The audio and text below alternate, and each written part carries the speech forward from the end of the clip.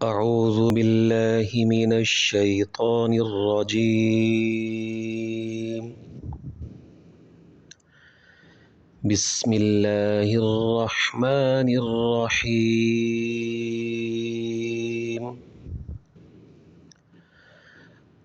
وأقيموا الصلاة وآتوا الزكاة واركعوا مع الراكعين. صدق اللہ العظیم. اعوذ باللہ من الشیطان الرجیم. بسم اللہ الرحمن الرحیم.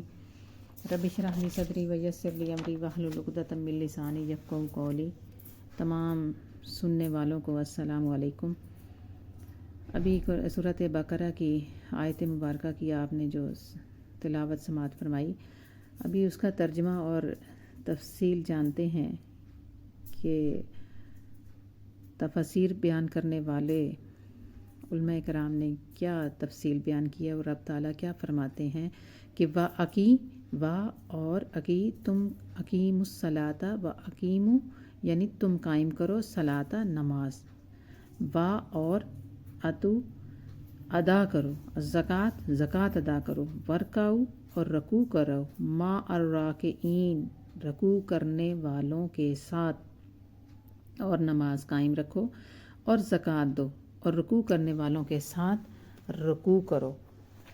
یہ جیسا کہ پچھلی آیات میں بھی رب تعالیٰ نے یہود کو مخاطب کرتے ہوئے کہا تھا، جو احکامات آئے تھے، تو وہی سلسلہ ابھی جاری ہے.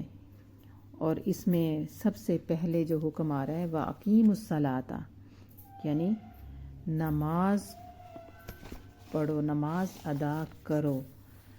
کہ نماز کا حکم آ رہا ہے، اور ادا کرنے کا مطلب کیا ہے کہ اسے کس طرح سے پڑھنا ہے، کہ اسے ہم آداب ظاہرہ اور آداب باطنیہ کے ساتھ نماز ہم نے ادا کرنی ہے. کہ تم قائم کرو. قائم کرنے کا مطلب یہ ہے کہ یہ نہیں کہ ایک نماز پڑھ لی تو نماز ہوگی باقی چھوڑ دی، یا اپنے نفس کے مطابق ہم نے جس طرح سے چاہا پڑھ لیا نفس کے تابع ہو کر. نہیں، بلکہ اس کی پوری شرائط ہیں، پورا شریعت میں طریقہ کار بتایا گیا ہے کہ آداب ظاہرہ اور آداب باطنہ کے ساتھ اس کو ادا کیا جائے نماز کو. آداب ظاہرہ تو وہ ہیں کہ جس طرح سے نماز کی شرائط ہیں، فرائض ہیں، واجبات ہیں وغیرہ مکمل ہونے چاہیے، وضو ہونا چاہیے، پاکیزگی کا خیال رکھنا چاہیے نماز کی ادائیگی کے بارے میں. اور آداب باطنہ یعنی اپنے قلب کو حاضر رکھ کر نماز پڑھتے وقت جو وسوسے آتے ہیں، وساوس سے اپنے آپ کو خود بچانا، توجہ نماز کی طرف رکھنا، اور اپنے اندر یہ یقین کامل رکھنا کہ اللہ تبارک و تعالیٰ مجھے مسلسل دیکھ رہے ہیں، اور یہ یقین کامل اپنے اندر پختہ کرنا، اور مکمل توجہ نماز کی طرف رکھے رکھنا. اور اس کو ہم لفظ خشوع خضوع کے ساتھ تعبیر کرتے ہیں. ہم اکثر یہی لفظ استعمال کرتے ہیں، خشوع خضوع. تو یہ اقیم الصلاۃ کا یعنی حکم جو ہوا، یہ پراپر طریقے سے اس طرح سے فقہا نے بیان فرمایا ہے. وآتوا الزکوٰۃ اور زکوٰۃ ادا کرو. قرآن پاک میں احکامات اجمالی طور پر ذکر کیے گئے ہیں کہ ان کی مکمل اگر تفصیل یا تفسیر دیکھنی ہو تو ہمیں وہ حدیثوں میں ملتی ہے، یا پھر مکمل وضاحت فقہ میں ملتی ہے. زکوٰۃ کیسے ادا کرنی ہے، کس کو دی جانی ہے، کتنے مال پر کتنی زکوٰۃ دینی ہے، یہ پوری تفصیل قرآن پاک میں نہیں ہے. یہ ہمیں اس کے دیکھنے کے لیے ہمیں تفاسیر کو دیکھنا پڑتا ہے، اور تفاسیر کی طرف رجوع کرنا پڑتا ہے، یا پھر فقہ میں جو فقہا نے بیان کیا ہے اس کی طرف رجوع کرنا پڑتا ہے. ورکعو اور رکوع کرو، ما الراکعین رکوع کرنے والوں کے ساتھ.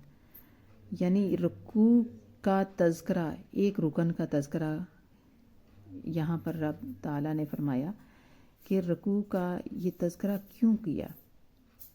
یہود کے علاوہ جو پہلے جتنے بھی امتیں گزری تھیں، لوگ گزرے تھے، ان کی جو عبادت تو وہ کرتے تھے، لیکن ان کی عبادت میں رکوع شامل نہیں ہوتا تھا، اور پہلی کسی بھی امت کی باجماعت بھی نماز نہیں ہوتی تھی۔ اور یہ خاصہ صرف امت محمدیہ کا ہے کہ اللہ تبارک و تعالیٰ نے خاص طور پر یہ تذکرہ فرما کر یہ اشارہ فرما دیا یہود کو کہ اپنا طریقہ عبادت جو ہے اس کو ترک کرو، چھوڑو، اور نبی کریم صلی اللہ تعالیٰ علیہ وآلہ وسلم کی تمہیں اطاعت کرنا ہوگی، اور ان کو رکوع کرنے والوں کے ساتھ یعنی ان کی جماعت میں شامل ہونا ہوگا۔ نماز جو باجماعت ادا کرنے کا حکم ہے، یہ مردوں کے لیے سنت موقدہ ہے اور خواتین کے لیے جماعت کا حکم نہیں ہے، لیکن پڑھ لیں تو بہتر ہے۔ اور مردوں کے لیے تو یہ حکم ہے جو احادیث کی کتابوں میں ملتا ہے کہ اگر وہ گھر کی بجائے مسجد میں نماز پڑھتے ہیں اور باجماعت ادا کرتے ہیں تو 27 گنا زیادہ ثواب کے حقدار ٹھہرائے جاتے ہیں۔ اس کے علاوہ بھی احادیث مبارکہ میں جماعت کے ساتھ نماز ادا کرنے کی بہت ساری احادیث بھی وارد ہوئی ہیں، اور رب تعالیٰ نے اہمیت باجماعت نماز کی بھی یہاں پر بھی وہی اسی کا ذکر کیا ہے، اور نبی کریم صلی اللہ تعالیٰ علیہ وآلہ وسلم نے بھی اس کی اہمیت کو اجاگر کیا ہے۔ رب تعالیٰ سے دعا ہے کہ رب تعالیٰ ہمیں اللہ تبارک تعالیٰ حق بولنے، حق سننے اور حق سمجھنے کی توفیق عطا فرمائے۔ وما علینا الا البلاغ۔ صدق اللہ العظیم۔